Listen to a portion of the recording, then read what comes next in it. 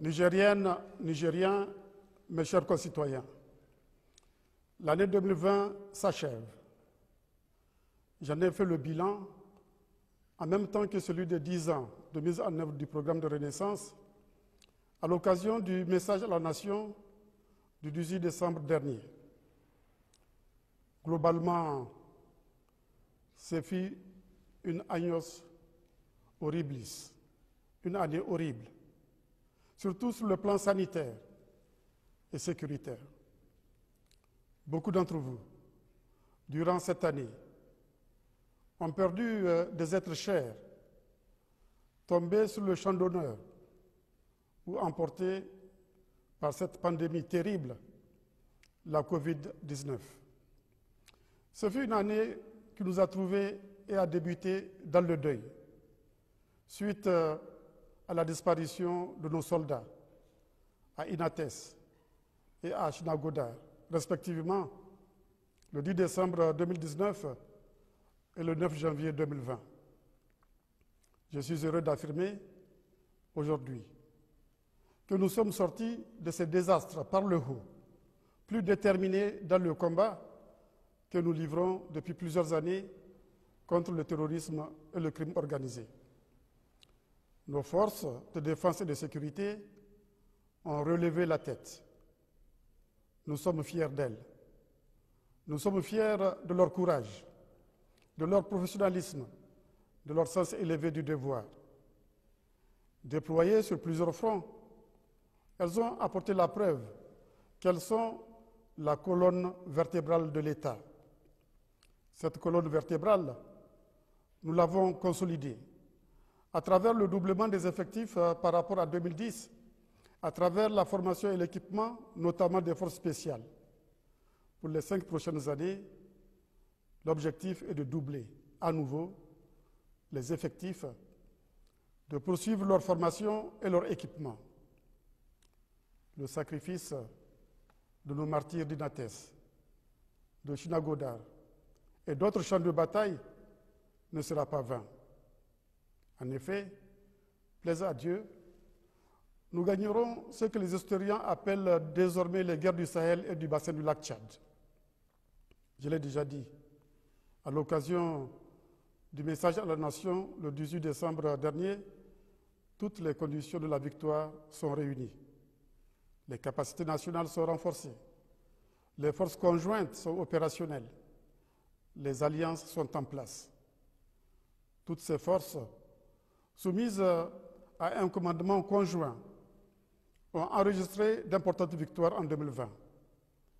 Je leur présente mes meilleurs vœux de succès, plus amples encore en 2021. Au-delà des questions militaires, les questions de développement économique et social ainsi que celles relatives aux droits humains sont prises en compte. Cela permettra de rendre définitive notre victoire contre l'ennemi, cet ennemi qui inflige tant de souffrances à notre peuple, dont il persécute femmes et enfants, cet ennemi qui a fait tant de victimes parmi les populations civiles et militaires. Je confirme la solidarité de l'État vis-à-vis de toutes les familles des victimes militaires et civiles de cette tragédie. J'ai une pensée pour les déplacés et les réfugiés, auxquels je souhaite la sortie des camps et une normalisation de la situation. Mes chers concitoyens, ce fut le 19 mars 2020 que notre pays enregistra son premier cas de Covid, cette pandémie qui ébranle la planète tout entière. Déjà, avant cette date, le gouvernement a su anticiper la gestion de la première vague. Nous avons mis en place très tôt un plan de riposte pour faire face aux conséquences humaines, sociales et économiques de la pandémie. En particulier, celle-ci nous a amenés à revoir très fortement à la baisse notre taux de croissance économique de l'année. À la fin du mois d'octobre 2020, seule une dizaine de cas étaient en cours de traitement. Début novembre, commence malheureusement la deuxième vague, caractérisée par des cas asymptomatiques et une propagation qui dépasse les centres urbains pour toucher le milieu rural. Au 30 décembre 2020, nous enregistrons, depuis le début de la pandémie, 3 268 cas positifs, avec 1802 guérisons, 104 décès, 1362 cas actifs, parmi lesquels 130 en hospitalisation, dont 3 en réanimation. L'augmentation rapide de nouveaux cas nous fait craindre une tension au sein des hôpitaux et centres de confinement. Face à cette situation, je vous demande d'observer les mesures barrières décidées par le gouvernement afin d'endiguer la pandémie et sauver des vies. Ces mesures peuvent paraître restrictives, mais c'est le prix à payer pour nous protéger et protéger les autres. Seuls, en attendant le vaccin, ces mesures permettront de rompre la chaîne de contamination. S'agissant du vaccin, le gouvernement a mis au point un plan pour son introduction le plus rapidement possible. Ce plan prévoit la vaccination en priorité de 47% de la population. Il s'agit des agents de santé, des personnes âgées, des personnes présentant des risques de comorbidité, des éléments de forces de défense et de sécurité, des scolaires et des enseignants. Je fonde l'espoir que l'année 2021 nous permettra de vaincre cette pandémie et de retrouver un mode de vie normal.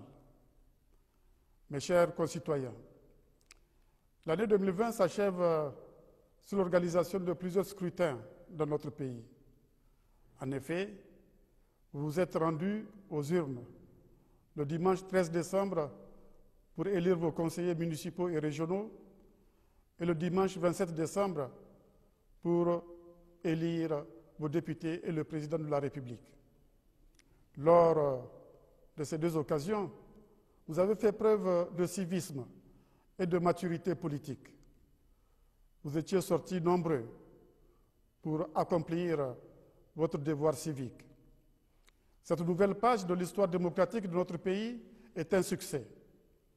Vous en êtes les auteurs. Vous êtes les ardents acteurs de la modernisation de la politique de notre pays, notamment de sa détribalisation. C'est une révolution que nous sommes en train d'opérer dans les mœurs politiques, non seulement nigériennes, mais africaines. Vous faites de notre pays un modèle de démocratie en Afrique et dans le monde. Ce faisant, vous participez activement à la consolidation de nos institutions démocratiques et républicaines, un des axes majeurs du programme de renaissance. Notre pays en a grandement besoin pour relever les défis auxquels il est confronté, défis sécuritaires, démographiques, climatiques, défis du développement économique et social. Ce succès enregistré dans l'organisation des scrutins, nous le devons à la CENI, dont je salue l'efficacité et le professionnalisme. Nous le devons aux forces de défense et de sécurité qui en ont assuré la sécurité, ainsi qu'aux partis politiques, aux médias, aux observateurs nationaux et internationaux, sans oublier les partenaires techniques et financiers qui sont à nos côtés de manière permanente. C'est grâce à eux tous que notre pays va continuer sa marche sur le chemin de la démocratie et donc du progrès économique et social. C'est grâce à eux tous que notre pays se dotera, en ce début de nouvelle année 2021, de nouvelles autorités élues, depuis le niveau de la commune jusqu'au niveau national, en passant par le niveau régional. Je fonde l'espoir que ces nouvelles autorités continueront pour les 5 prochaines années l'œuvre de transformation du pays entamée depuis 10 ans. Pour ma part, jusqu'à l'investiture du président que vous aurez élu, je resterai à la tâche. Je continuerai à vous servir jusqu'au terme du mandat. Plaise à Dieu. Mes chers concitoyens, demain, 1er janvier 2021, est un jour historique pour notre continent. C'est en effet demain que démarreront les échanges dans le cadre de la zone de libre-échange continentale africaine. C'est un des meilleurs cadeaux de Nouvel An que nous puissions vous offrir, à vous et à tous les Africains. Avec la zone de libre-échange continentale africaine, nous mettons fin à une histoire de 135 ans de balkanisation de notre continent. Nous sortons par le haut des 84 000 km de frontières, ces frontières qui sont autant de murs qui séparent les Africains des Africains. Ces frontières qui sont autant d'obstacles qui limitent les échanges entre nos pays.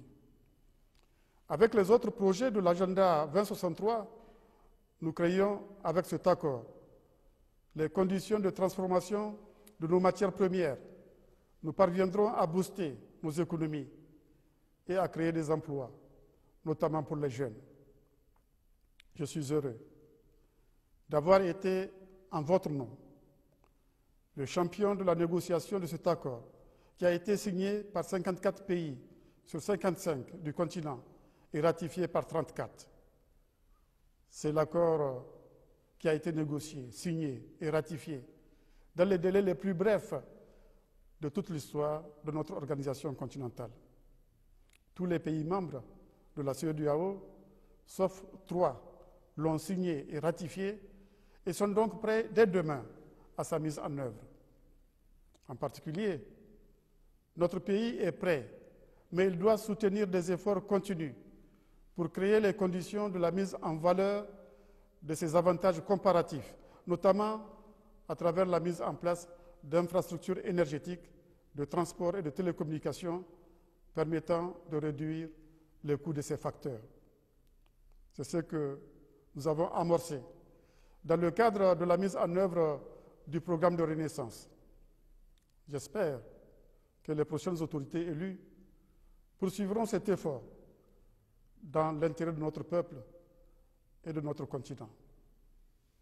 Mes chers concitoyens, l'année 2020 a été une année horrible.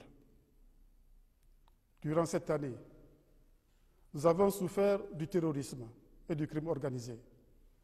Nous avons souffert des inondations. Nous avons souffert de la Covid-19. Fort heureusement, nous sommes un peuple résilient qui, par le passé, a déjà connu et surmonté d'autres épreuves. Comme par le passé, nous surmonterons ces nouvelles épreuves, car nous sommes un peuple paisible et uni. Nous venons de le démontrer à l'occasion de l'organisation des 2 doubles scrutins. Cela nous rend plus forts, plus respectés par le reste du monde.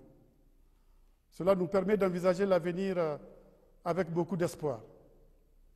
Cela rend plus crédible notre participation au niveau mondial au débat sur la relance post-Covid pour un monde plus humain, plus juste, plus solidaire. Je souhaite que l'année 2021 soit meilleure à 2020. Bonne année à toutes et à tous. Je vous remercie.